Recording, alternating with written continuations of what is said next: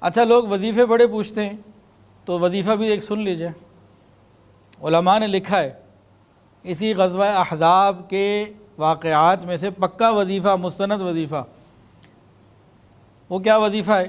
علماء فرماتے ہیں کہ اس واقعے میں کیا تھا کہ ایک ناقابل تسخیر چٹان تھی جو راستے کی رکاوٹ بن رہی تھی، وہ صحابہ سے ٹوٹ نہیں رہی تھی، تو نبی علیہ السلام نے قرآن مجید کی آیت پڑھی وَتَمَّتْ كَلِمَةُ رَبِّكَ صِدْقًا وَعَدْلًا لَا مُبَدِّلَ لِكَلِمَاتِهِ وَهُوَ السَّمِيعُ الْعَلِيمُ، یہ پڑھی۔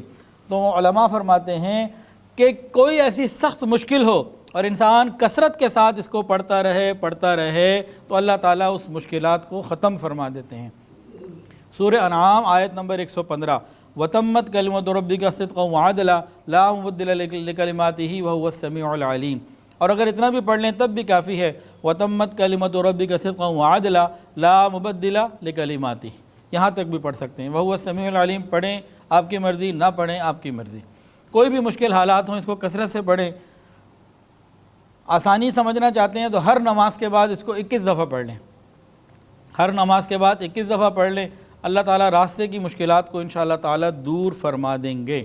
ویڈیو کے نیچے سبسکرائب کے بٹن پہ کلک کریں، بیل کے آئیکن پہ کلک کیجئے تاکہ ہر نئی ویڈیو کی نوٹیفیکیشن آپ کو مل جائے۔